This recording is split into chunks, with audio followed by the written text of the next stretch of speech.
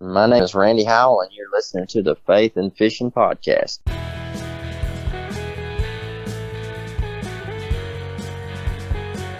Welcome to the Faith and Fishing Podcast. I'm Cam.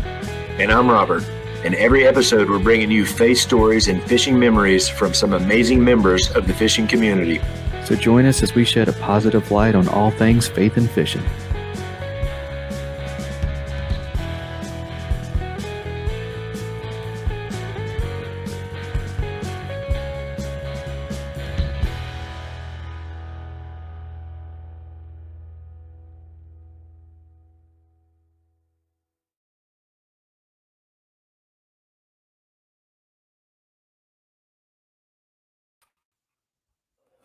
Hey guys, welcome to the Faith and Fishing Podcast. This is Robert.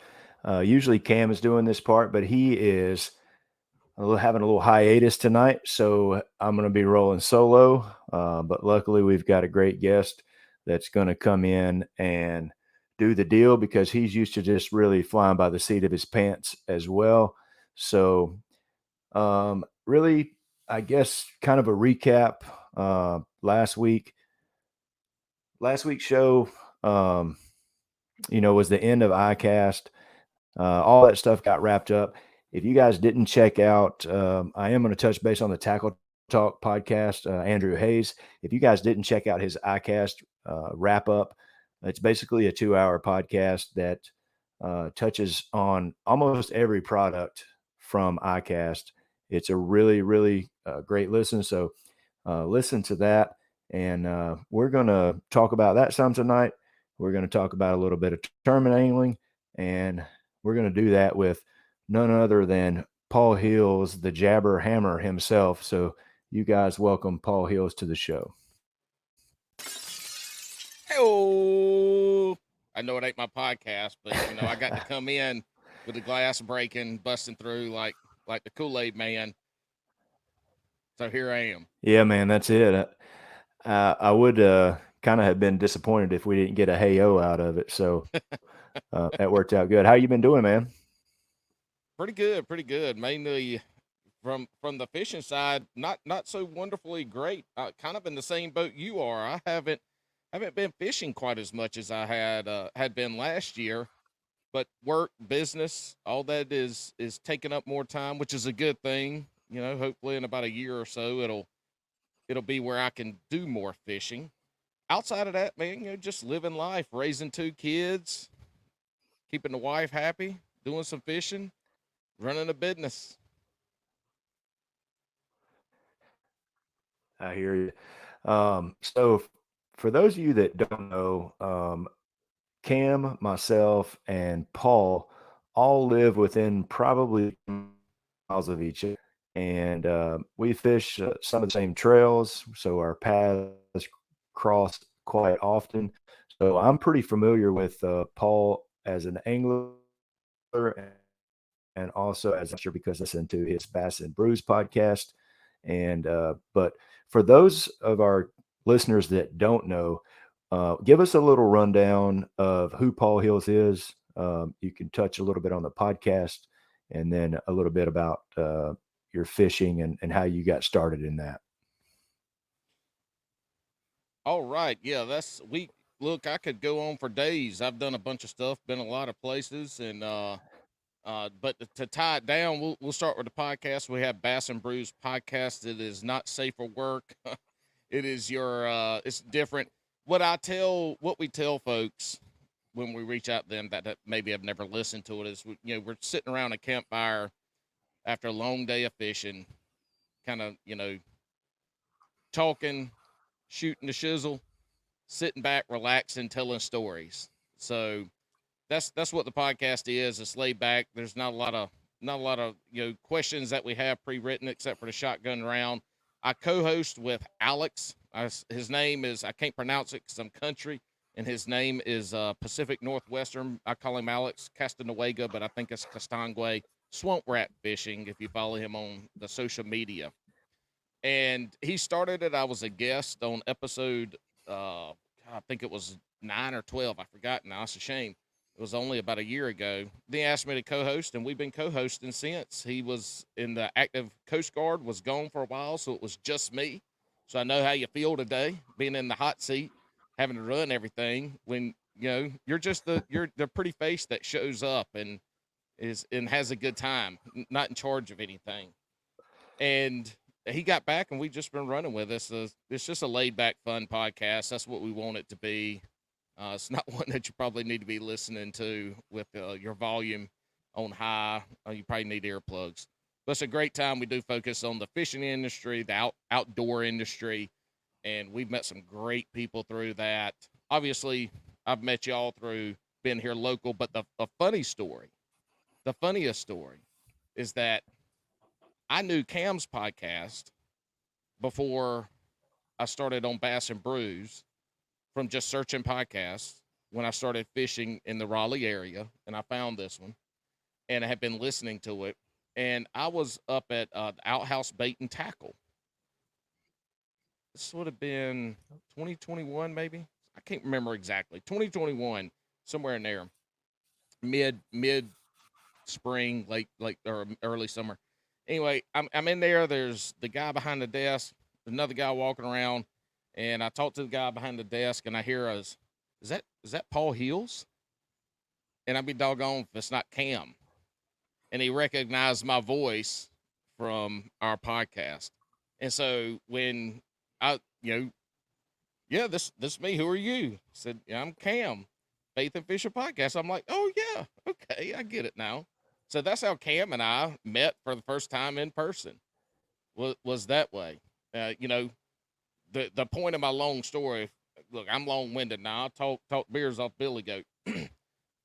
The podcasting, being in podcasting, has really facilitated a lot of relationships for Alex and I, and we've been able to build on that. But if Cam and I had not been in Outhouse Tackle and listened to each other's podcast before that day, we would have just walked by each other and said, "Hey man, how's fishing?"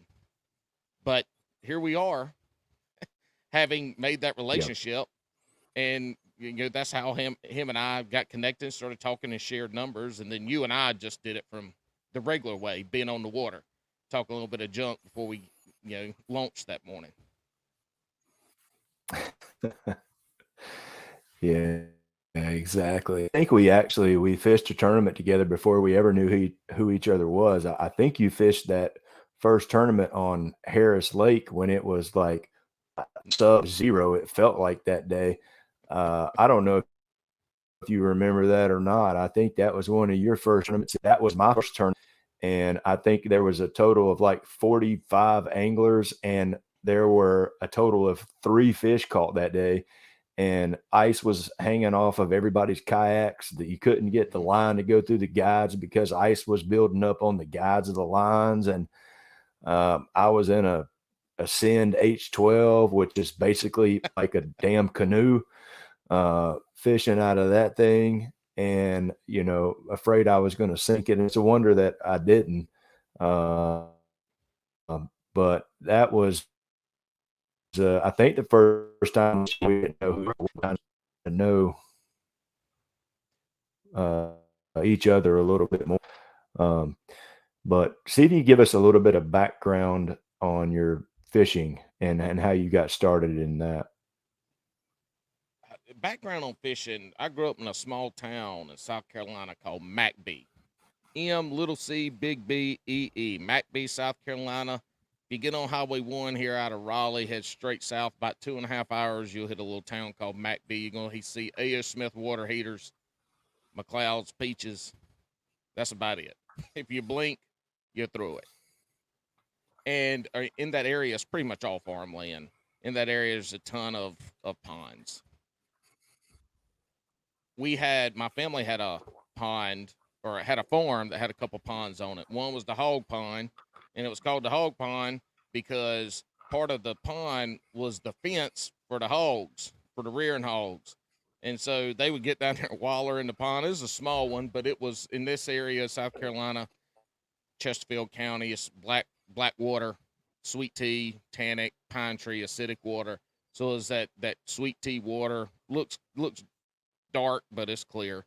And It had jackfish, it had brim, bass, and a little bit of everything in between. Had some sucker fish out in there. So I started fishing there. Grandpa took me when I was, man, 4 or 5 years old. And he was a peach farmer. Now he didn't have time to be taking me out there fishing. And it was the middle of summer. They were actually running the irrigation pump out of that pond.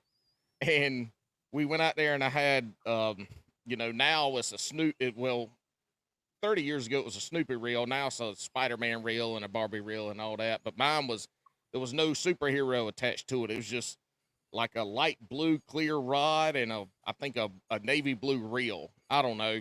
Took it out there, took some worms. I caught a bass. I think the bass was like 5-6 pounds. I'm pretty sure it was barely a pound. But I undiagnosed ADHD. I pitched a fit until we took it home and cooked it. Literally. Like we caught that fish. I don't even know how long we were out there. It wasn't that long. But they broke off a branch. Pawpaw broke off a branch, run it through his gills, put it in a bucket in his truck. We took it home and I made him cook it and we ate it. So that was my intro to fishing. And after that, I was obsessed with it. My dad really didn't know anything about fishing. He had some guys he worked with that knew some. We were lucky in the fact that we had tons of those, small farm ponds to decent size, 15, 20 acre ponds locally that we could take a little John boat in, a little beat up trolling motor. And my dad took me fishing and we learned. And then I got into it and Bassmaster and watching stuff on the weekends and finding the people that fish there locally. Cause we do have, we weren't far from Murray and Santee and some of those big lakes, and some of the guys in our town fish back then used to be the Redmans. And I just started learning and getting into it. And that catapulted me into, wanting to be a professional angler, of course. Right. Well, I also played sports in high school, and I fished every day I could. Lucky, had opportunities to go to all these ponds locally. Never a day I couldn't go fish. I had a little John boat with a little trolling motor on it, built a little deck on front. So, I had the stuff to be able to go out there and do that, those opportunities. Graduated high school, head off to college to play football. Fishing ends. And it ends for, I think, about 4 years until I was done with football and most of my schooling. And I was living in Mebane, North Carolina, and hopped into the Burlington Bassmaster Club there. As a non-boater, I think I was one of 2 or 3. And back then, you competed with everybody. There was only 2 or 3 of us anyway. But you paid your entry fees. You competed with everybody. And I kind of got just thrown around in whose boat I was going to be in that week, and ended up getting to fish with the president at the time a good bit, Robbie, and I kept in touch with him still. And I'll circle back to Robbie, but he's probably one of the best anglers I've ever been in a boat with at that point in time. I mean, he was just from coming from a sports background and seeing how people were dialed in, and seeing the innate ability to make decisions based off of feeling, right? He's one of the best I've ever been. And then when you get into the technical side, like the casting and the colors and where we're fishing and why and all this and that, he was still up there. He's a really, really good angler.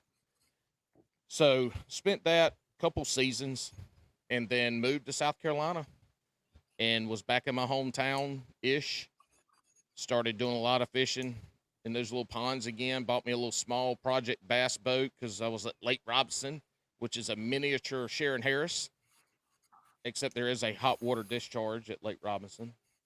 And about being there a year, we moved to the Aiken, South Carolina area, and my fishing stopped. And this was February of 2009.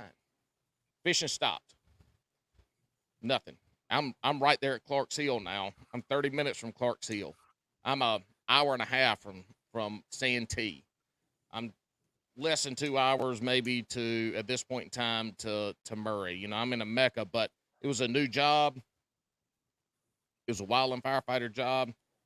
Bass and Brews people right now be taking a drink. But it's a wildland firefighter job, and just family life, everything, it stopped. That was it. I went around, we ended up moving to North Augusta, which is on the Savannah River, bought some ultralight poles, and we go, fart around on the Savannah River in these our little junky kayaks we had. Not real fishing at all. Go with my dad where he lives a little bit. But that was, 12 years pretty much of a fishing hiatus. And then we moved 2019, we moved here back to Raleigh. And in December of 2020, I told my wife, I said, I don't want any hobbies. I want to go back to doing fishing. I got all this fishing gear. I love fishing. So it's one of the hobbies I've loved my entire life. I want to go back to fishing. We've got Shearon Harris 15 minutes away, Jordan 20 to 30 minutes away, and Falls. Even though I hate Falls, I didn't name Falls back then either. I knew something.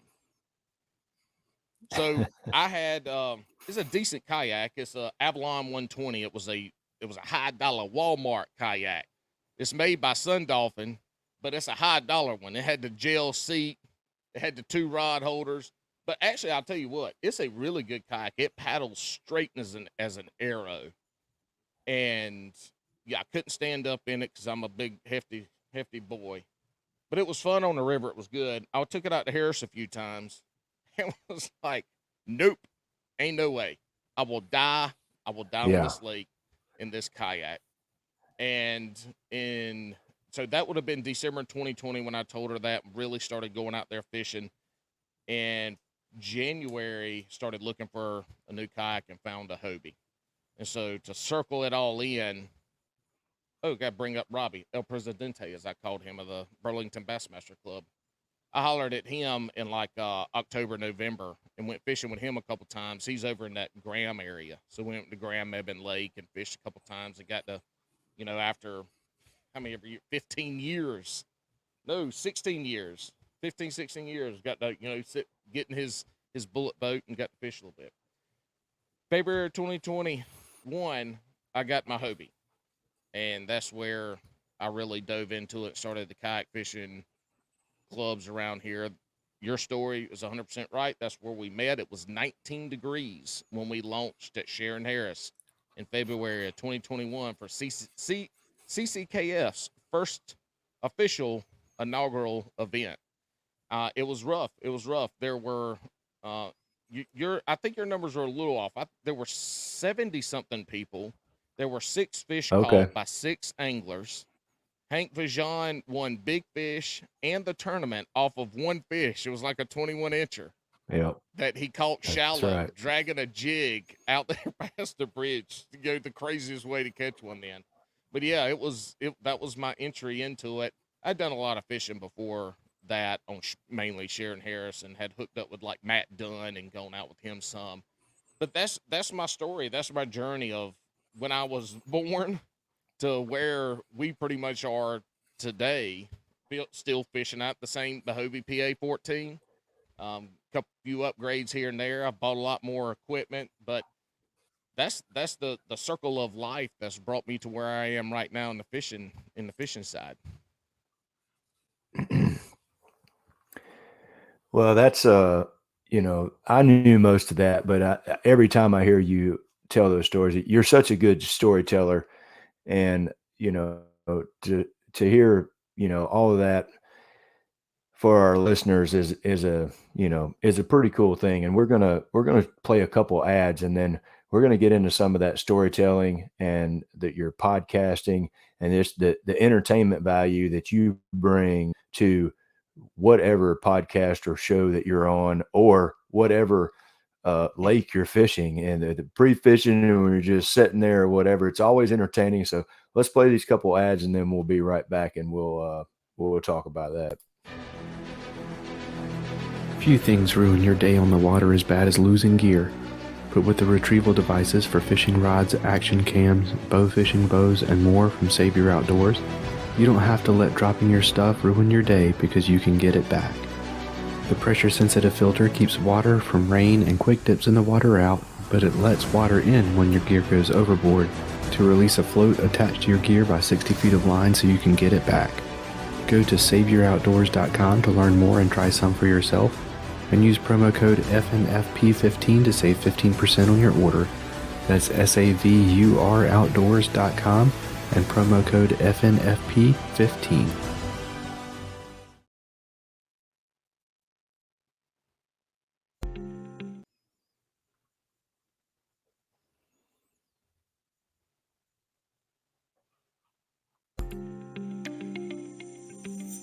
A huge selection and crazy fast shipping is already enough to turn heads as an online tackle shop, but Omnia Fishing sets themselves apart with their ambassador program. With Omnia, you can send in fishing reports for your local lakes that recommend baits, structure, tactics, and gear. And when another angler takes your advice and purchases something from your report, you get credit for it to spend at Omnia. The best part means that with Omnia Fishing, you can shop by lake and purchase baits and gear that are proven to work where you're fishing. To get started, go to omniafishing.com and use promo code FNF15 to save 15% on your first order.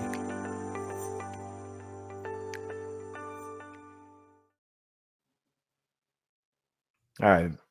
For those of you guys that are watching on YouTube or listening to the podcast, if you hear the audio or video go in and out, I am on whatever laptop that I grabbed out of the office because Cam wasn't going to be here. So it is probably not quite as quick as a computer as what we normally are running. So if you hear that skip a beat, that's why. But just hang in there with us, and I promise it's going to be worth it. It's just your entertainment value. And so I want you to, talk a little bit about, have you always been in that way? And then, are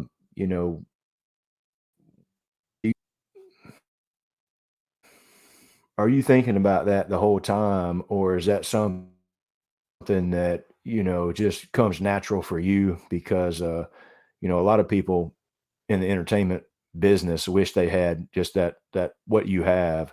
So touch on that some, and then I have a football question after that. That's an interesting question. The easy or the quick answer is yes. I've kind of always been. Growing up, we'll call it the class clown. I was, I like to make people laugh, like to pick and joke. Growing up in the country, if you didn't have a nickname or 10, or if people didn't pick on you, they didn't like you. I mean, that's what it was. And, sometimes it teetered on bullying, but in general, it where I grew up, it was a lot of picking and a lot of joking, and I was a wild little kid. Again, I say this: my son is diagnosed with ADHD, and I see how he acts, some of the challenges he has, but his personality and who he is, he's never met a stranger. Some of these things that come out. So, I've self-diagnosed myself through my son's diagnosis, and it's a lot of things started to make sense, but I have never met a stranger. I love to talk to anyone and everybody. Very, very curious. I love to hear about people's journey of what has brought them to where they are today, the history of where they're from. I love meeting people from other countries and stuff like that, because I want to hear about how they grew up and the foods. I love food. I've gained a lot of weight here recently because I love food. So I want to hear about that. The personality and like having a good time and stuff like that, that I would say is inherent to me. I guess I inherited it from somebody in my family, but nobody's got it quite like me, with the exception of my grandma, Mimi, who's died a few years ago. But Mimi was the life of the party. College, after football games, I'd have to tell guys like, hold on, before we go out, and we would go out and have a good time and, hit Franklin Street. I said, hold on, y'all, we got to wait on Mimi. And at first, folks were like, your grandma? It's like, yeah, we got to wait on Mimi now. It's fine. We'll have a good time. And Mimi would be out there with us the whole night, and, people loved her. So I probably got that, inherited that from her. But for me, it's really what it comes down to me, for me, and in the podcasting aspect of it, is I really, really, really want to hear and am intrigued by everyone's story and journey. That's what I enjoy. And then Alex calls it our special brand of BS, our Bass and Brews special brand of BS. And it's where we get off on these side tangents that just have nothing to do with, what we're talking about at the time, and then we can bring it back in. So for us, the entertainment value comes from the story that our guest is telling. And we tell folks when they're on our podcast, in the green room in the back, we got a few rules that we go over, but we always tell them, it's like, this is your podcast. Alex and I are just here to hit buttons and make stuff run. And the rest of it is yours, until the end. There's nothing scripted. So you're leading us to ask questions. It's your podcast. And what we've seen is that's opened people up. You can kind of see them sit back and be a little more relaxed. And that's where the entertainment actually comes into play, is because, for Alex and I, we're not that funny. I mean, in the end, together for 2 hours, and our episodes are long, it would get pretty boring for us, because all we really do is I tell short jokes on him. He calls me fat. And then, we're not good enough anglers to really talk about fishing or techniques or lures or anything. I mean, literally, it would just be a terrible podcast. But that's where our guest comes in, and that's, it's your podcast, you roll with it. And for us, that's how the entertainment comes in, because then Alex and I can do our little shindigs, but it's the guests that we put into that. And it wasn't quite like that when we started that podcast. Alex started it initially, and it was 45 minutes on the dot. He had questions. It was question, answer, question, answer. I came on like 2+ hours later. It was, debauchery shenanigans. And then he brought me on. And kind of the evolution of it was when he had to go on his tours for the Coast Guard, and I was in charge. I completely wrecked everything and just turned it into these long form podcasts that we started seeing people like. But that was not on purpose. We're doing what we're doing now. We would start the podcast and just sit there and talk, and it would just keep going. And as long as the guest was interested, and as long as they were engaged, we just kept going.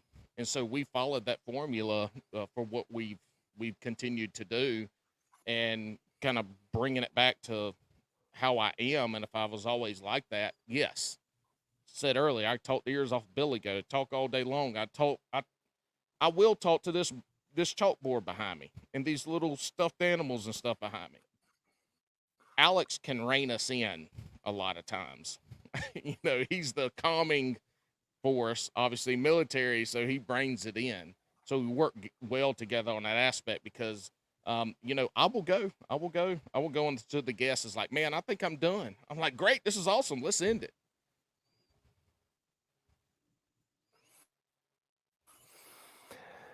Yeah. So, I've followed that podcast since really a couple episodes before you got on there.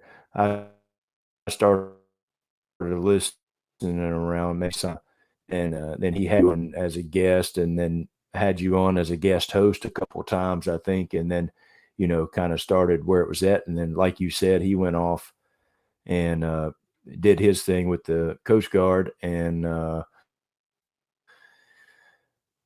you kind of ran the show, and made it a little bit longer. But that is probably the most my favorite podcast to listen to. And just because you don't have to, you can just hit play, and it's going to be a couple hours, and you don't have to search for the next podcast, and it's always entertaining. So that is one of my. So I had a football question for you, and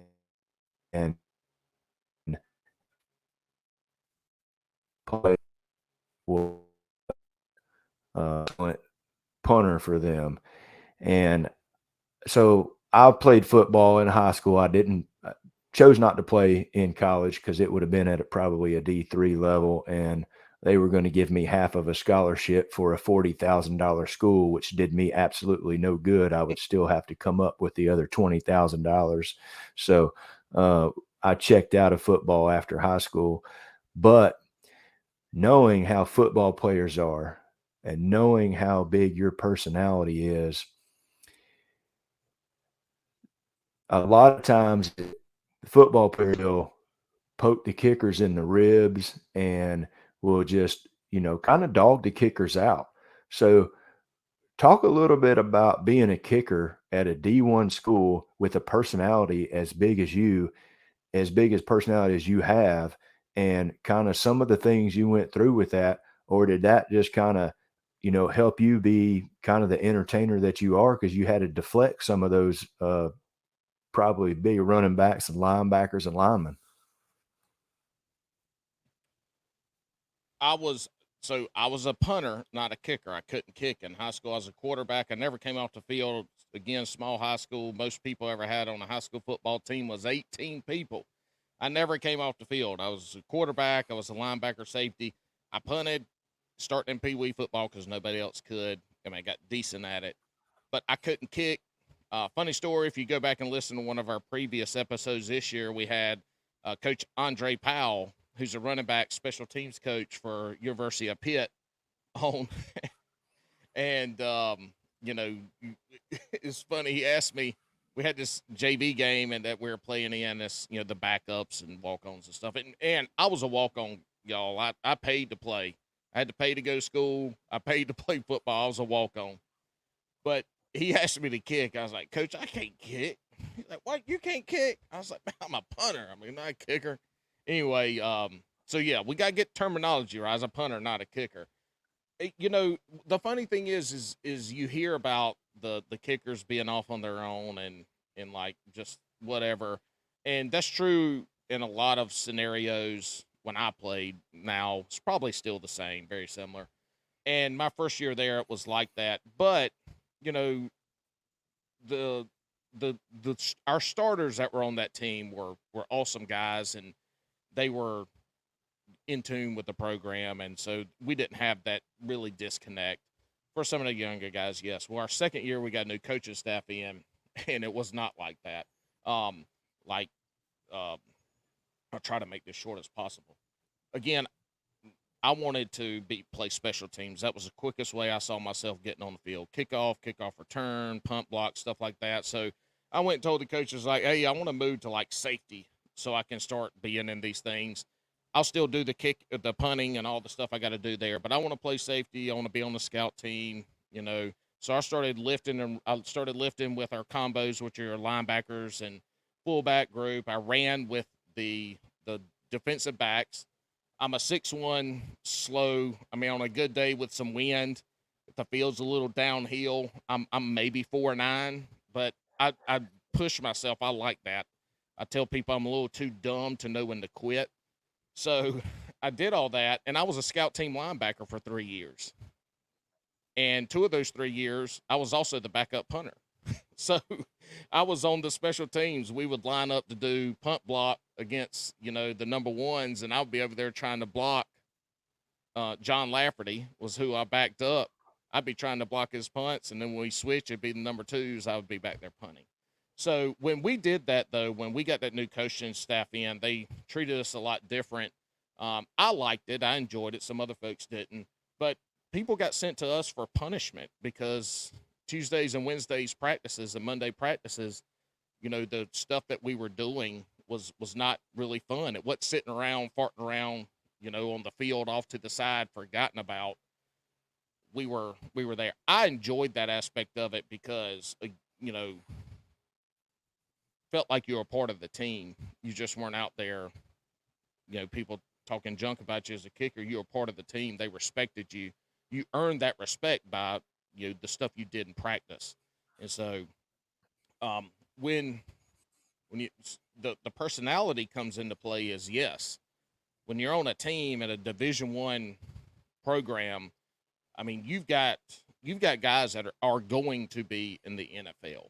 I mean, it's 120 guys when I played, give or take a couple. There's a lot of personalities, and there's a lot of big personalities. And one of the things I learned through that was just being yourself too, because they come from a lot of different walks of life.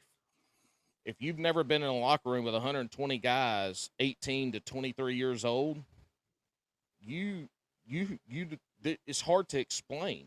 There's the personalities, there's the walks of life. You know, there were people that had, with the exception of traveling to play sports, have probably never been out of their county, more or less got on a plane and flown to Arizona or Oklahoma or Texas. And so you get all these big personalities, you get all these different walks of life in there, and you're able to really, the college years, right? Not just football, but college in general, you kind of get to find yourself and to find your voice. That was one of the things that helped me find my voice and be able to kind of release it and have a good time and have fun. And it's hard to articulate at times, but who I was who I was. It probably just got amped up a little bit more. You know, when you get to get out there, and you know, you gotta, you want to talk junk with the guys, even though you will never see the NFL and the guy maybe you're across there who's blocking you, a running back that you're in a linebacker and you have to blitz and he's blocking you, and you know they're talking junk to you. You want to talk junk back to them. Your buddies and all the end, but you're never. I know I was never going anywhere past being, you know, a number 2 punter or scout team linebacker. Let's be real. I knew that, but those guys, I still wanted the respect. So the personality and just playing as hard as I could, that's all I wanted to do from a football standpoint. And you know, I will say, leading into that, kind of how I am at the boat ramp after tournaments, before tournaments. I'm not necessarily loud and obnoxious, but like I like to talk to people, and the people that I know really well, I like to jab them. I like to, you know, talk a little bit of junk to them and ask them how they're doing. You know, I just like to talk to people. I like to see how they're doing. We don't necessarily, because in the kayak world, because we're launching at different ramps, we don't get to see each other all the time. And not everybody can show up at the LinkedIns. And yes, I said LinkedIn. It's not a weigh-in because we don't weigh nothing. It's a LinkedIn. Nobody's catching on to this. Why is nobody catching on to LinkedIns? Why are we still, Vinny, Queen City, y'all quit calling it a weigh-in. He hates it when I call it a LinkedIn. It is a LinkedIn. Anyway, let me see, Alex ain't here. Robert, you got to bring me back, man. When I start running off into left field, you got to reel me back in now. Throw your grappling hook. I guided you to left field with the football question. So that's just something that I was interested in, because I played football from the time I was 5 until my, you know, for my senior year. So, you know, the game of football is a game that to me is like no other. And it is a team building sport really like no other, because you have so many different pieces of the puzzle and you have so many guys on that team. It's not like a baseball team where you have 12, 15 guys. It's like you said, you have, you know, I mean, there was probably 70 on our high school team, but you get into the college level, you know, you're talking over rosters over 100, and just the dynamics of it and the different positions. And, you know, that's one thing I always wondered, being a punter, and your personality, and kind of how, you know, how that worked for you. But that's kind of what I suspected. I'm going to play a couple more ads, and then I got another question, and then we'll go from there.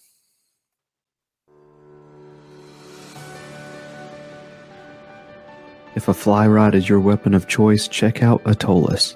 Their Fly Caddy is the most convenient way to get your favorite flies to the water, or just keep them handy by clipping it to your hat, truck visor, backpack, rod case, or just whatever. You can also bundle it up with flies from independent fly tires that Atollas has teamed up with through their Fly Light project. Choose from bundles specializing in redfish, carp, saltwater, or freshwater. Head over to atollas.co, that's ATOLLAS.co, To get your fly caddy today and use promo code faithnfish15 to save 15% on your order. That's faith the letter N, fish the number 15 at checkout for 15% off.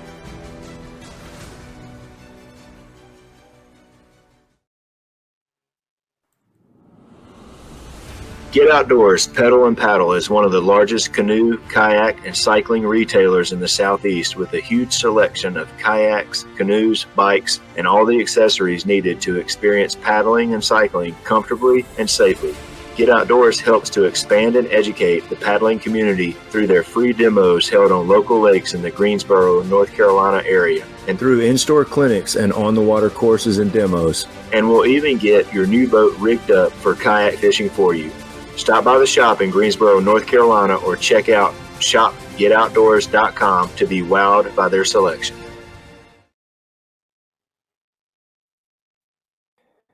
All right. So I've got more question or comment, and then we'll kind of, I want to hear a little bit about your faith story as well. But before we get into the faith side of it, I started doing a kayak fishing spotlight, and I'm really trying to spotlight some different content creators. And I've always heard you on all your podcasts talk about the Paddler's Playbook. So I never really listened to Drew and those guys a whole lot. I did listen to it a couple times, a few years back, but I really have started listening to more of that. And the Paddler's Playbook, and it just seems like you were a guest on there not long ago. Maybe it's been a couple weeks, but you and Alex mesh pretty well. And I also heard Alex was on there not too long ago too. But really, you, Drew, and Alex, man, you guys make a pretty good pairs in the different pairs. And, it seems like you guys really hit it off, and I enjoy those podcasts. Just to speak a little bit to like your relationship with Drew and the Paddler's Playbook, and, how much you enjoy doing that, and maybe, getting together with different podcasters and stuff like that. Alex jokes. I don't know if he said it on our last one, but usually he jokes that he's going to fire me. He's got open invitation for resumes for a guest co-host. I'm not sure anybody else could put up with Alex besides me. But when he did his episode with Drew, I messaged him after that. I said, "Man, y'all were like tea and sugar. I mean, somebody poured y'all in a bowl and stirred you up, and we were sitting around Grammy's table on Sunday supper, eating mashed taters and homemade meatloaf and probably some homemade cat head biscuits, and drinking sweet tea, which was y'all. I mean, it was just amazing. They did do a good job. I told both of them that stuff. And to talk about Alex and I's relationship, in life, sometimes you just have it. Maybe it's your wife, maybe it's a friend. Nowadays it can be somebody over social media that you've never met, may never meet. Sometimes you just have that connection where your personalities line up.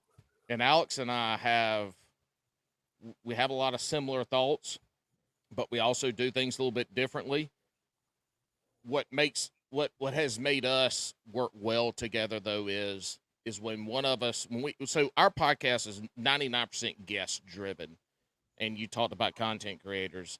That's who we pull in. Almost all of our guests are content creators. The majority are anglers of some sort, or at least in the outdoor world, but they are content creators. And they don't have to be the big dogs. They don't have to be, 500,000 followers on TikTok or, 100,000 on YouTube or whatever it is. I mean, we've had them the full range of 100. We don't care. If we like your stuff, we want to have you on and talk to you. See, now my ADD just kicked in because now I got on one thing with content creators. I forgot what I was saying about me and Alex. But anyway, me and Alex, I know what it was now. So Alex and I have a really good ability to understand when a guest fits into who we are, and me backing off and letting Alex run that podcast, or him backing off. The one that comes out, so you're probably listening to this when y'all are listening to this. Our episode already dropped on Friday, which would be the 28th. That one we had Matty Ice, Black Flag Outdoors. Alex, this was not Alex's cup of tea. He was stressed out the whole day because me and Matty Ice were just all over the place. Not his cup of tea. But anyway, Alex took a step back, and we've had these opportunities, or we've had these guests on where we understand to do that. Drew and I have known each other for a while because, when I started in 2020, I started kayak bass fishing.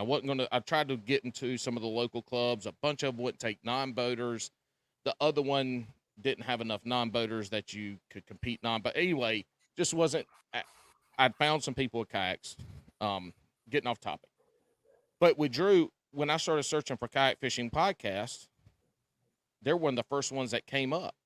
They're a saltwater fishing podcast primarily out of Southeast Texas. But I was just, trying to search. And when I'd listen to an episode, I'd usually give them 2 or 3 episodes. If they didn't like it, I'd, get rid of it. But there's not a lot of kayak fishing podcasts out there. Anyway, I got into theirs and started listening. At the time, he had a co-host, Chris, and it was really interesting. It was fun. It was kind of that laid-back, conversation-driven podcast. Had no business listening to it. It was saltwater fishing. I do some surf fishing, but that's it. But we created a relationship over time, and again, through podcasting. That's why I love podcasts. That's why I love social media. You can facilitate these relationships.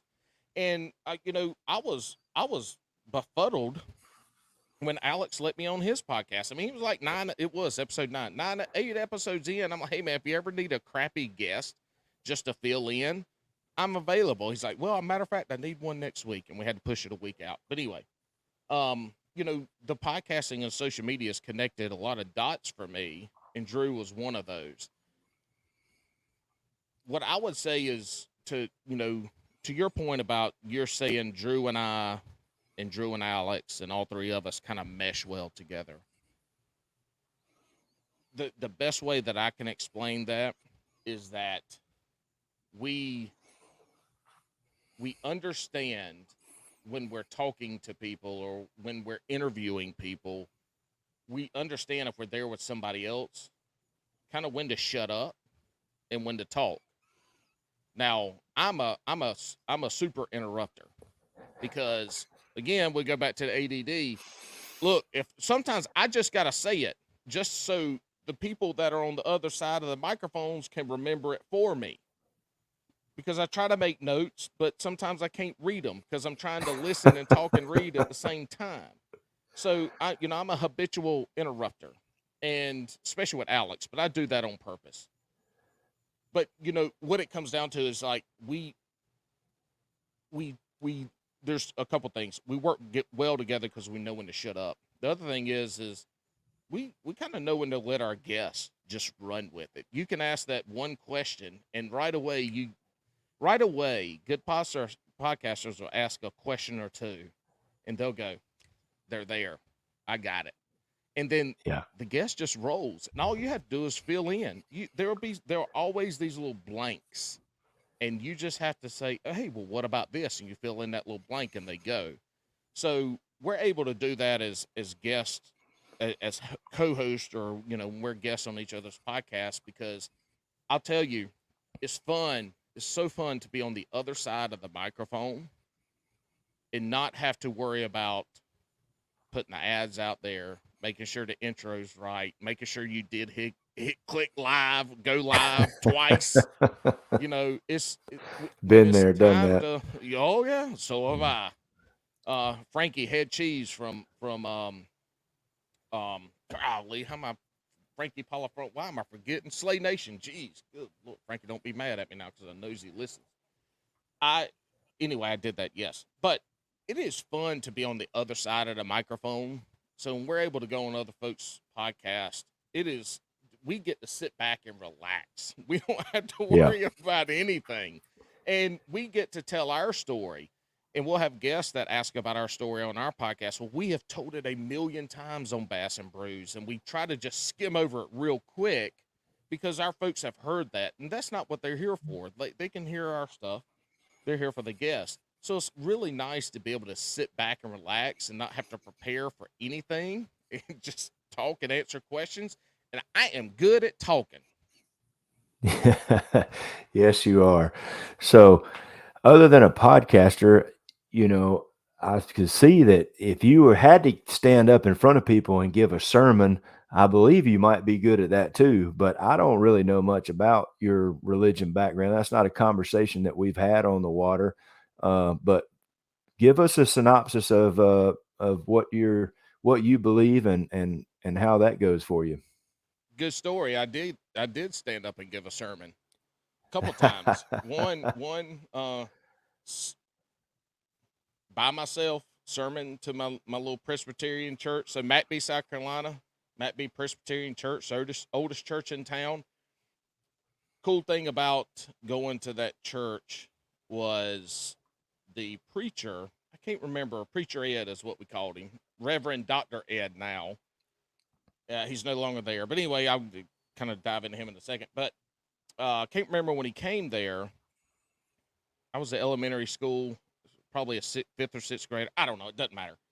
He was a football coach of mine. He was a younger reverend at the time, came from Presbyterian College up there in the upstate of South Carolina. And he was a football coach, and I was a quarterback, and he was a quarterback in college, and he was my quarterback's coach. And so, when you kind of think about your preachers, a lot of times you think about the short old gray-haired man that's, he ain't out there throwing footballs to the DBs or the running backs or, have the hitting dummy on. Excuse me. So I was lucky in that sense that I got to relate with somebody that loved football.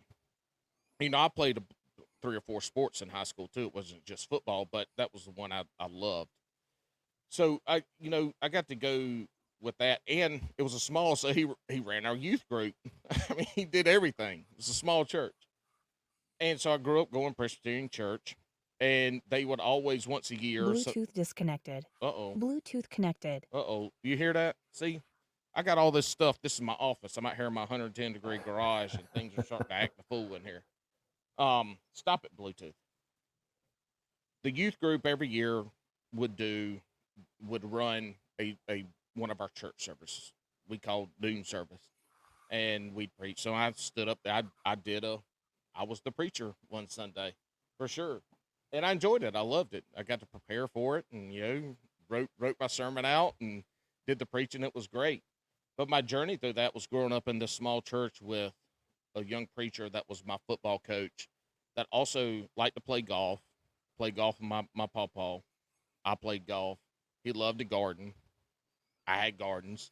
So, I spent a lot of time doing stuff with him that in this little small town that we did with everybody. So, got to really see a different side of your reverend.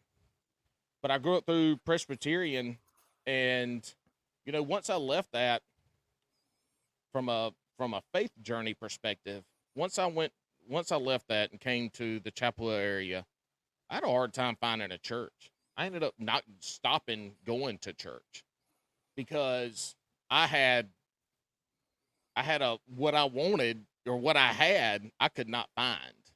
Yeah. And bigger churches, bigger areas, kind of just feeling weird about it.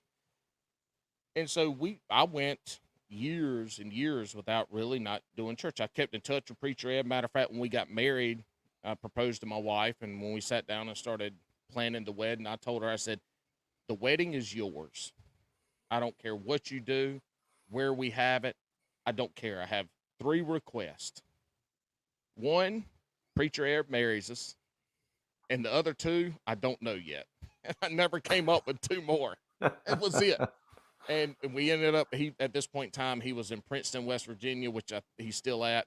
We drove up, kind of met halfway and did some, pre-marriage counseling halfway and got to meet him and had him down to marry us.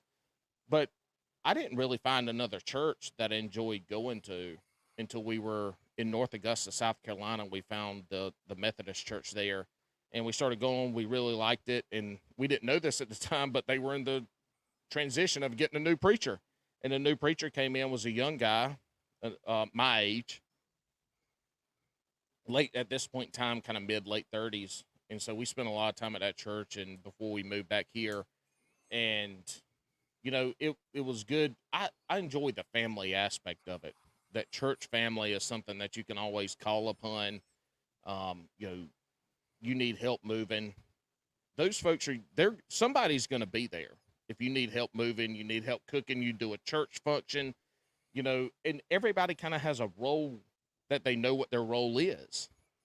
And so I love that about being at mainly these two churches, because that's the ones I spent most of my time at, is that, like, there were always things that were going on, and the people that were doing them, everybody had a role, and they played that role, and they knew it. And it was just great. It was great fellowship, and it was fun. And so, you know, I grew up with faith in mind and being true to yourself and being true to what you worship. And if you do that, then your faith is going to carry you throughout life to be successful. We all have to have something to believe in, and we all have to have something that guides us. Because we can't guide ourselves, and other people can't guide us. So you have to build your faith upon everything that you've learned through what you've been able to do. And so when you have people in your church life and your family life that can help you put your faith and your guidance together, then what that does, I mean, that prints out a map for you to be who you want to be and who you should be. Yeah, absolutely. I couldn't agree with you more. Let's take a second. Let's do these last couple of commercials here and talk about some lures. And then we are going to end up with a few questions that we ask everybody. Mr. B Lure Company is making high-quality, handcrafted lures and has been for 30 years, right here in the U.S. Using all-metal components, Owner and Gamakatsu hooks, and silicone or frog hair skirts, Mr. B is pumping out some awesome spinner baits, jigs, buzz baits, underspins, and more, including some of the most unique bladed jigs on the market. To fill up your tackle box, go to MrBLureCompany.com, that's MRBLureCompany.com, and use promo code faithnfishnpod1x10 at checkout to save 10% on your first order. That's faith the letter N, fish the letter N, POD, so Faith and Fishing Pod, just like our Instagram handle, 1x10. If finesse fishing is your comfort zone, something you want to learn better this year, or just something you like to tie on as a Hail Mary pass, Jade's Jigs has everything you need and more, and it's all eco-friendly and lead-free.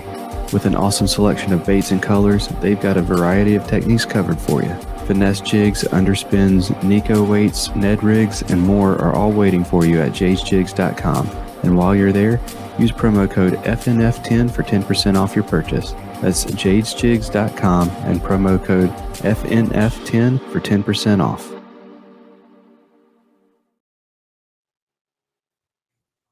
All right, Paul. So tell me about your favorite fishing story or fishing memory in 300 words or less. Man, look, I know you didn't invite me on, but I know you knew I was coming on. And I'm just messing with you, dude. I done talked to Cam about this before now. I done told him, look, y'all should have known better. Invite me on here. Y'all should have had Alex on to keep me in check. His sole job was to be like, all right, Paul, that's enough. Next segment. I thought like you guys' questions at the end though are just shotgun, right? Isn't that what you guys are, just a shotgun round at the end, right? Okay, right. Well, I don't want it completely shotgun, but I'm just messing with you, man. Take all the time you want. I already knew when I saw that you were going to be on. I even told my wife, I was like, you can go ahead and go to sleep tonight because I don't know what time I'm going to be done. Look, every podcast that go on, I want to shoot for the longest episode ever. But I do value your time as much as you value it. But our shotgun round is a shotgun round. The only shotgun part of it is we're going to ask you a question. We want your answer like that, split second. But yeah, I know what you're saying. Yeah, if we don't like it, we're going to dive into it. And that's why our podcast ended up going like the shotgun round ends up being 30, 45 minutes when it's the end of the podcast because we dive into questions or our guest dives into questions. But So I'm going to prolong this just one more second because you guys can probably see this on your analytics. So on your shotgun rounds, does your listeners, does it go up? Are you getting more percentage listening on the end of those? Because I think to me that's one of my favorite parts of you guys' episode is to hear everybody's different answers, whether it's broccoli on the sandwich or cucumber or whatever it's going to be. Spinach ain't a protein, people. Yeah. Spinach is not a protein. So diving into some of our analytics for our podcasts are, let's say they average 2 hours. They're usually hour and 45 minutes to hour and a half. I know that ain't average, but let's just say 2 hours is about average.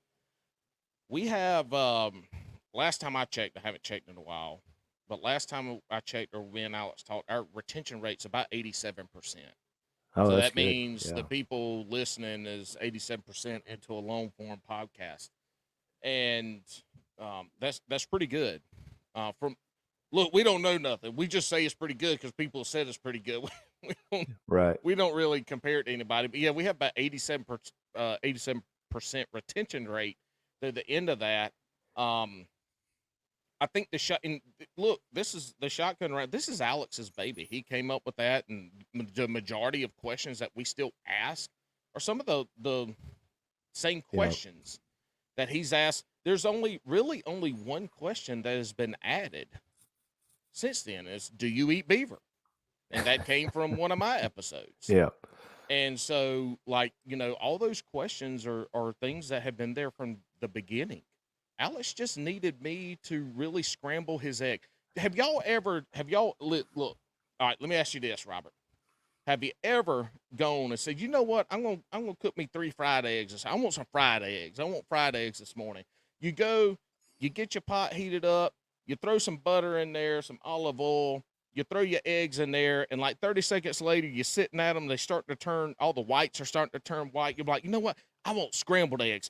So then you do a country scramble, right? So if you don't scramble your eggs in a bowl with a fork or a whisk, if you scramble them in the pan that you cooking them in, that's called a country scramble. So you start scrambling them up there, right? So you got whites and yellows or orange, depends on if you got good eggs or not. And so it's a country scramble. So it ain't a fried egg, but it ain't a true scramble. Yeah, country scramble. Well, that's what I did to Bass and Brews Podcast. When Alex brought me on, he was over there making these like immaculate Gordon Ramsay scrambled eggs. And then, I don't know, Bobby Flay immaculate fried eggs. I came in there and just ruined it all and made country scramble. Hey, that's why that works. That's why that works, though. So the question, those questions, all the base of that podcast is what he built it on. And those shotgun round questions are a reason that we have a lot of people in there because the answers can be so funny. That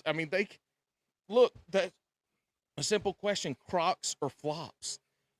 There's not many times we don't dive into the Croc or flop debate. Yep. That's true. And I mean, we all know your Crocs, no socks all the way. And I did see your post about these new work shoes you have. You got work shoes now, no socks. So you're going to have to start a new deal on that. I hadn't worn my Crocs in a while fishing because I went to Zero Sandals, Xero, Zero Sandals. And they're a basic thong sandal. And that's what I've been wearing fishing over the Crocs. And look, man, I'm not sure if I'm going to buy another pair of Crocs. I got to see how long these cross kicks hold up in a work environment that I'm wearing now. Because one of the little knobs on the side of it's already torn. So I got to see how long they're going to. Look, I don't like shoes. I don't like socks. I'll tell you, I go barefoot 99% of the time at home. I will leave out of the house and go to the gas station or store to get something. I'll show up and I'll get out of my truck and I'll go, I ain't got no shoes on. Yeah. But you know what? I walk into the store. Ain't nobody told me to leave yet. Yeah, they're pretty good at Sheetz. They'll let you get whatever you need. Oh yeah, Sheetz ain't never said nothing. Anyway, all right. So what we talking? Favorite fishing story or favorite fishing memory? In 300 words or less. Yeah, I was just kidding about that. I know. In 2008, when I was back living in Hartsville, South Carolina, which is right near my town, I had this old farm pond. It's about 15 acres I grew up fishing in. Always had huge fish, huge brim, huge bass. It is, it's these pure spring, 2 spring fed. It is, Chickawaw remix, can't talk. It is fed by 2 natural springs, Blackwater, Tannic Water, just unbelievable fish habitat. 2008, I'm fishing there with my boss at the time at Carolina Sandhills Wildlife Refuge, Mark Parker. And I went and fished this lake all the time when I was back down there. Caught some big fish that year. So like May to August, I mean, we caught, every time we went, we were catching something 5 to 7 pounds. I mean, I'd had 3 people catch their PB. I mean, we're catching just big fish. A lot of fish, too. Anyway, we're out there, heavy coontail. So matted grass.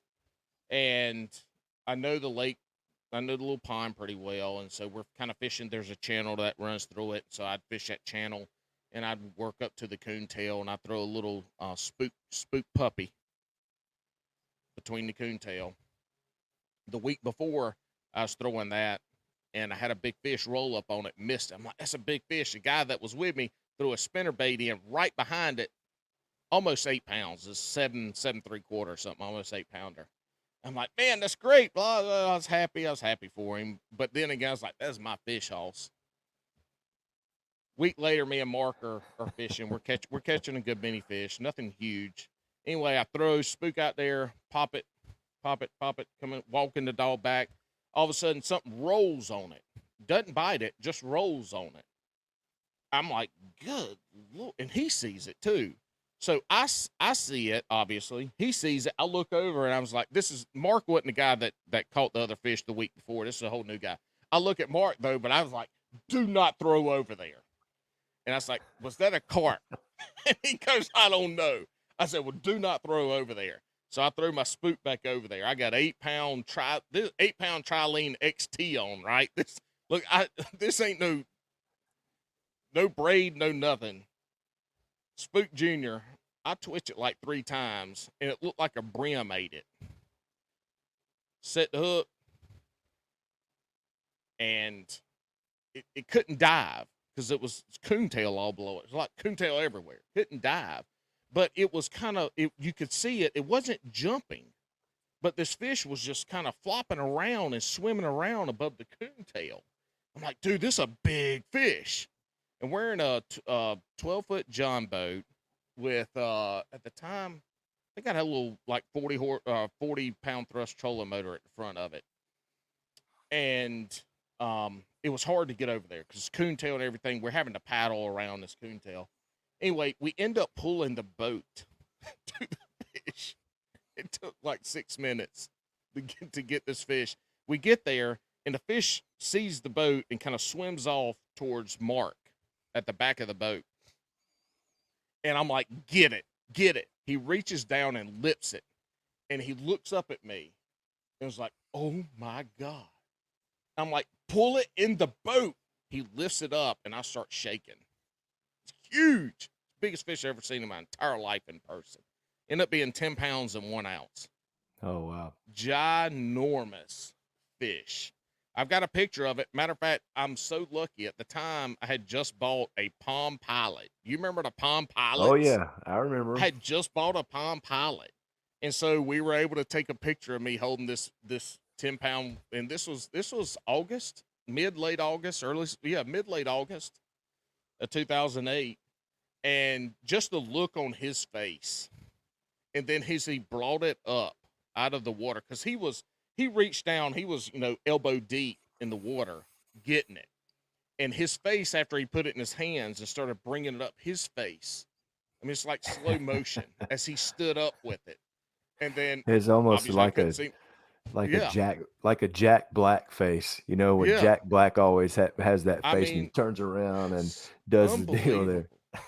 I mean, a 10-pound, people say, oh, he's a 4-pump. Well, I don't care. It It's doesn't still a matter. 10-pound fish. Yeah. I mean, look, so, but just like the slow-mo and how I remember still to this day, Yeah. I remember awesome. a lot about that first ever bass I caught my pawpaw at the hog pond. But this one here, because it was so big, let's be honest, because it was a double-digit fish, just hits different on an angler side. I mean, no doubt. So just that, it's in my mind, and every now and again I'll text him. I'm like, hey man, you remember that 10-pound fish I caught? That's always good to bring up. So, what about your favorite scripture? What's your favorite scripture out of the Bible? I listen to this podcast and I go through, and every time y'all ask this question, it always goes back to one, and it's 1 Corinthians 13. And the sole reason that it's there is because in the house I grew up in our bathroom, there was our little one sink vanity. Then there was a little void that our towels were on this little rack, and above that rack, between the void was between the vanity and the bathtub. And the picture above that little rack that held like washcloths and soap and towels and stuff was 1 Corinthians 13. I cannot repeat it. Love is kind. Love is, everybody knows the verse of 1 Corinthians. It was that. And so growing up, I was in that house from the time I was born to the time I graduated high school, 18 years. I saw that every time I was in the bathroom. And so that one, again, nothing spectacular, right? It's something nobody's heard of. It's probably one of the most liked and quoted out there. But that one was just there, and it was a Bible verse. And I'm pretty sure it had like a goose and a deer. It was some kind of 1980s print with a goose and a deer and some other flowers and stuff on it, and then that verse.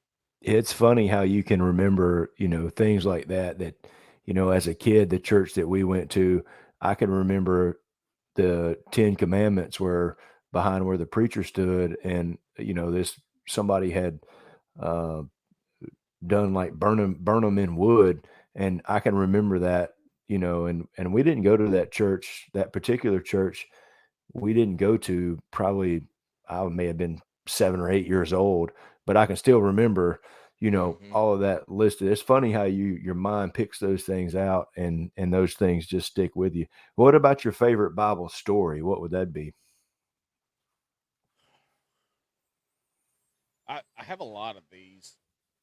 Mine, I would go back and forth between Daniel and the lion's den and David and Goliath. Yeah, those are two great ones. One of those two. I mean, it's hard to pick. I wouldn't pick. I'd say both of those. They're the same story. They're a different story, but they're the same. They're the same purpose, right? Is that nothing is outside of your reach. Nothing is too big. There's nothing you can't do. Yeah. We fail at a lot of stuff. I failed at a lot of stuff. Did I feel like a failure? Yes. But that was a learning experience. Instead of the failure, what do I take from that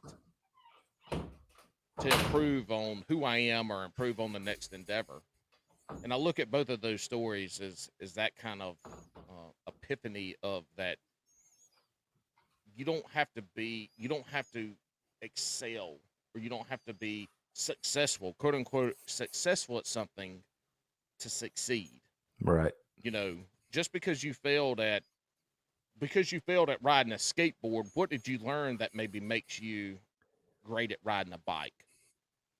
So it's those stories really show you that regardless of what you think the odds, because the odds against you are always what you think they are. So what you think those odds are, they're way less than what they are. Yeah, I'm with you. So these next two questions I always have a hard time trying to figure out how to ask these. So I'm going to ask both of these together. I know what they are. So I'm going to answer them the same way. So you answer them because I already know my answer, and the way you're going to ask them is perfect. Okay. So for your favorite fish to fish for is bass. Kind of before the bite. Largemouth bass. You don't even have to keep doing largemouth bass. Okay.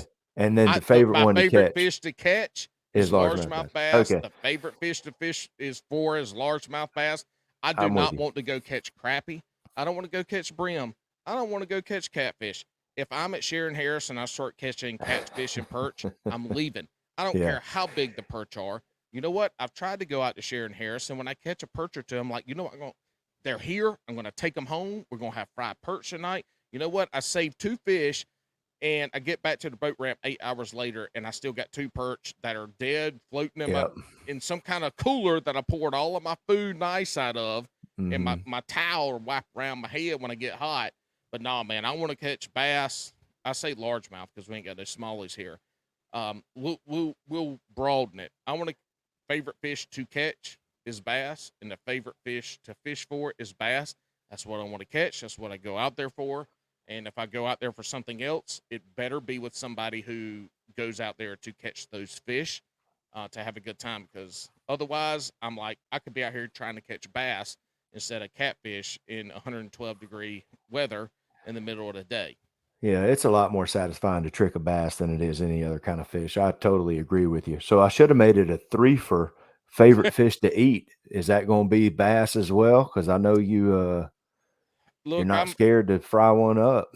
No, man. Here's the deal: is part of what we've come to as bass anglers is the fear and the dread of keeping and eating bass.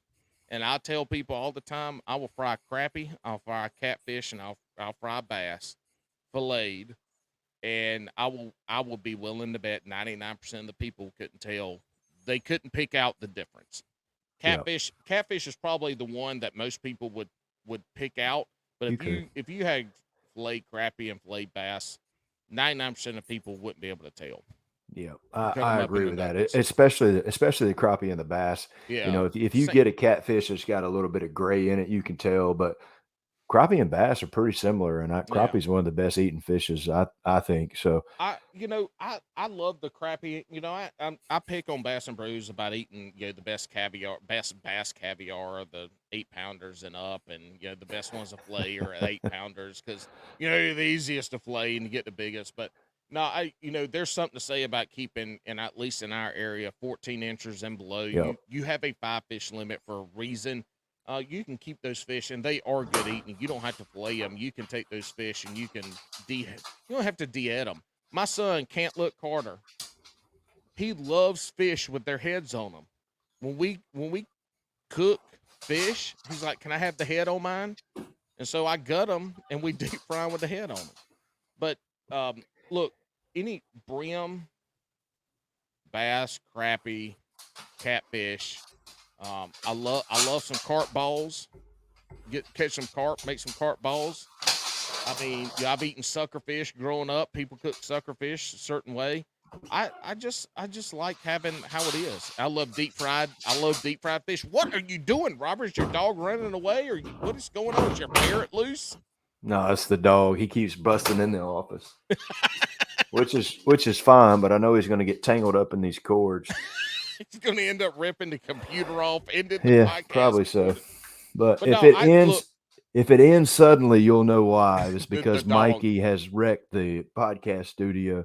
Well, at least he's not barking. That's being a good dog. Oh yeah, no, he doesn't. He doesn't bark. Yeah, eating fish. I like crappie carp or crappie brim bass and catfish. I'll eat those. I love them deep fried into nuggets. I will eat them until I bust. Yeah, I'm the same way. I like all the seafood. And And speaking of eating, the next one is right up your alley. Favorite fishing snack? What you got for me? Man, look, I don't eat on the water typically, rarely. If I may hit a gas station early in the morning to get, whatever, I might grab a little Slim Jim or something. Yeah. Or if I probably got 3-year-old Slim Jims in my truck, all up under the seats. If I happen to find one of those, I might throw it in the kayak.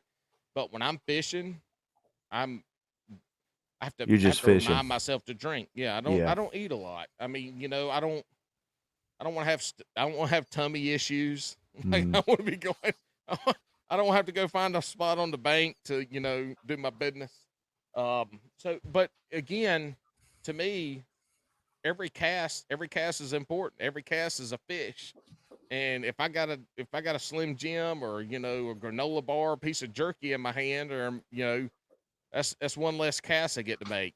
But it's also part of the ADD stuff. Is I'm dialed in. My wife will text me at 1:00 in the afternoon, like, "Hello." I'm like, yeah. Look, woman, we've been together like 23 years. You already know I'm fishing. Yeah. You don't have to say hello. You could just say, "Hey, can you please update me?" I mean, I got a text 3 weeks ago. It's like, you know what? When you say you're going to be home at 11 and it's 2:30, I'm just going to assume you're dead and start calling the police. Yeah, and a lot of times I'll look up and not even know the time. I'm like, what the heck? Where did the day go? Well, yeah, you must be catching fish, because that never happens to me. I'm like, golly, it's been 8 hours. I've got 2 bites. What about the favorite body of water? What are you going with? Man, look, Shearon Harris. I want to go to Shearon Harris.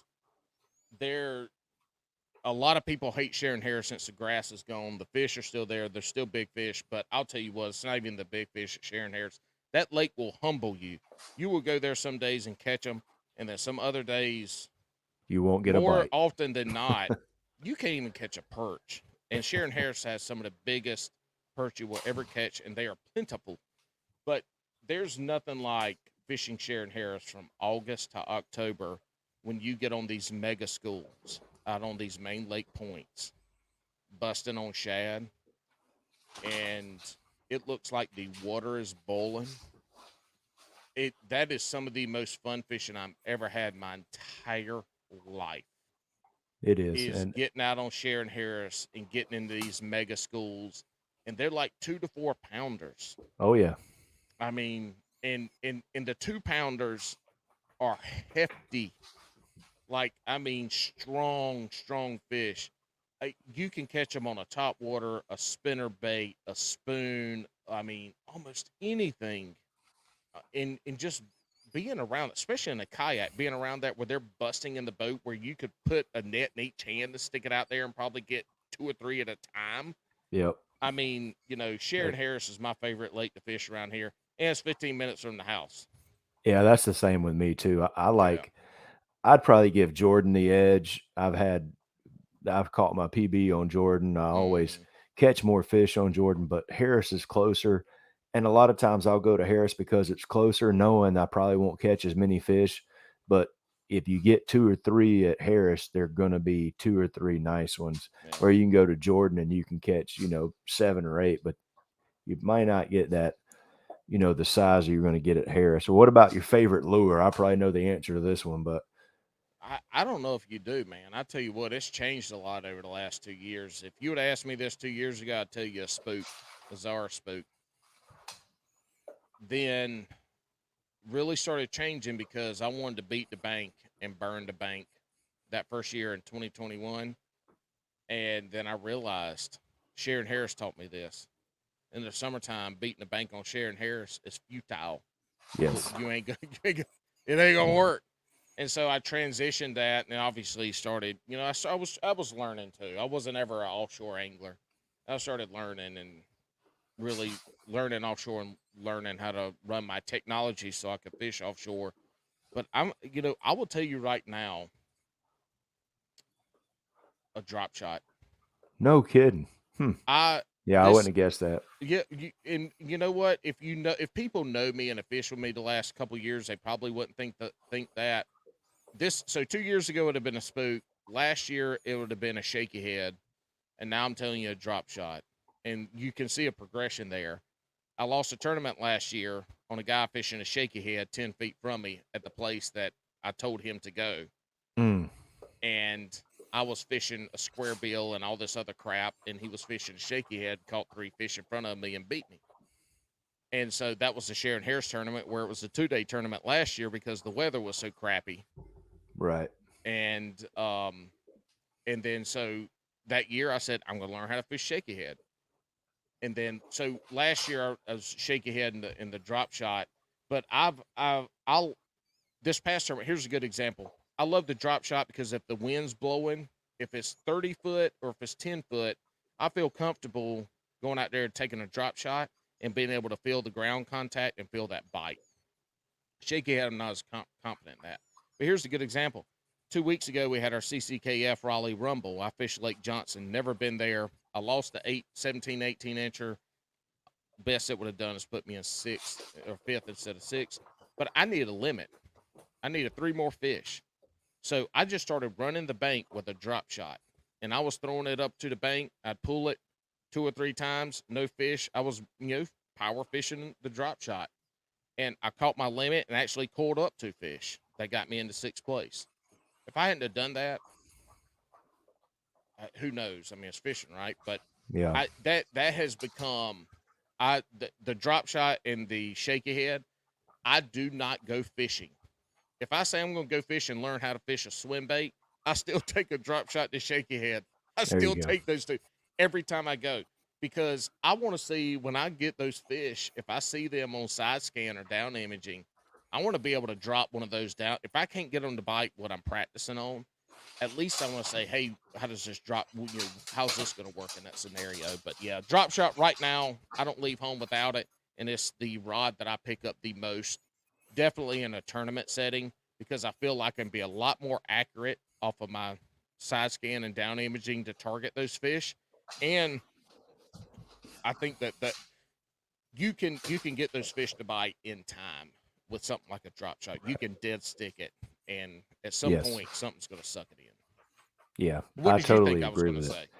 I thought you were going to say a bladed jig, jackhammer, or a spinner bait. Because and I'll tell you why. Because the time we launched at the Eno, and you had to leave that day, and I was fishing so slow, and here you come. I mean, you're slinging it from bank to bank, and you go up, I don't know, half a mile or so, and then 30 minutes comes by, and here I see Paul's coming back, just still slinging that thing bank to bank. And then, I think you were dog cussing both sides of the bank, and because you had to leave early and you hadn't got anything. And I moved that day, and that was a square bill. That was a square bill. Yeah, I love a spinner bait, and I love a jackhammer or a bladed jig, but I'm going to throw a square bill before I throw one of those usually, because I like to throw in the wood, and so that square bill tends to come through that wood a lot better. And also the big rock, especially that chunk rock we get on Jordan. I love throwing a square bill in it. I tell you, if you're ever going to fish Jordan, here's a quick little tip about lures.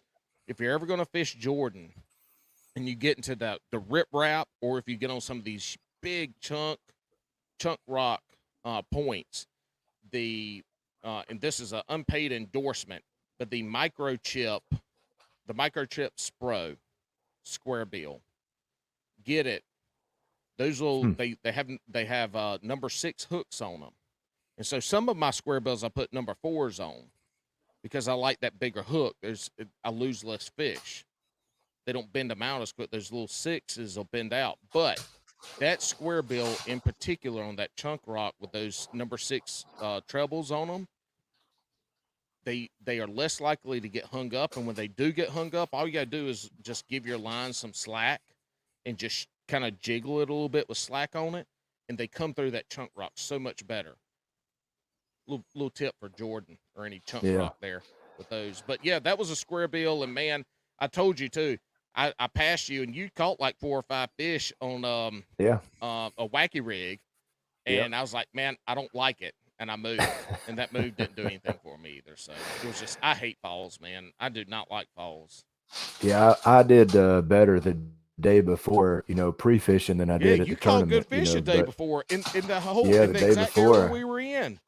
Yeah, I mean, I hadn't even my second cast from the ramp when I was practicing. I think I was just kind of flipping it out there because my line was tangled up or something. I flipped it about 5 or 6 feet from the kayak, and all of a sudden it was like wham, and I'm like, oh man.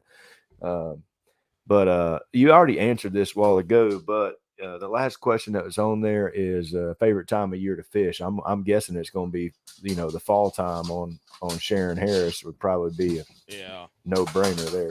Mine is fall, and we're going to incorporate that because here's the thing: when you live in this Raleigh area, you have fall, Shearon Harris, and Jordan. Even though MLF has been here twice in the last 4 years, 6 years. These lakes are still, from a fishing perspective, are not pressured like some of these other lakes. That we're lucky that people still do not understand what Falls in Jordan are right now. Because, look, man, in the month of June, almost every tournament in the month of June at Jordan was like 27 plus pounds to win it. Yeah, that's insane. And then you get these early Jordan tournaments. It's taking 30 pounds to win. And I don't like Falls, but Falls is the same. It's not quite as consistent with those big bags, but there's still 24, 25, 26-pound bags at Falls to win. That's crazy, man. So yeah, we're lucky. We get a lot of local pressure, but there's not a lot of people traveling from out of state to fish these lakes. And it just doesn't get the publicity of like a Hartwell or Santee Cooper. Yeah, I'm fine with that too, especially Harris, because you can't get more than 20 or 30 boats on there, and you're full up. People can talk about the size of Harris. I can't remember. I think it's like 8,000 acres or something, maybe 11,000. Whatever it is, actually smaller than what they say because there's 2 huge creeks that you can't even fish because they're roped off for the plant. But my favorite time to fish is going to be fall because that's 6, 8-inch spoon, big old flutter spoon time. That's deep diving crankbaits. That's swing heads. I'm not a big jig angler, but I have been trying to fish a jig a lot more this year. But in general, I'm going to crank. I got a big spoon and I got a swing head on.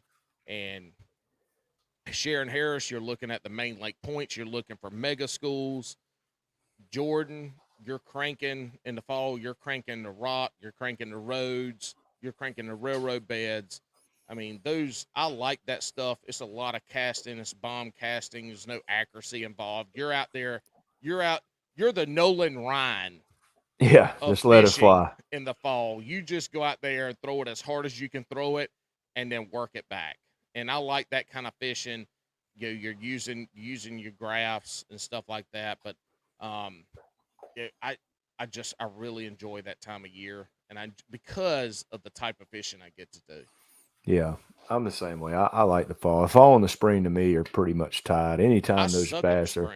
Yeah, I like the spring too. No, I suck at the pre-spawn and the spawn time period. I am terrible. Like, you got bank anglers putting up 20-pound days in the spawn, and I can't catch a fish.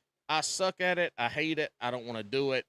Like, I want to go catch my fish. They don't necessarily have to be deep, but I do like to catch them offshore. And offshore doesn't mean deep. Offshore could be 8 foot of water, 200 yards off the bank. So, I like to get out there and kind of to target that kind of stuff.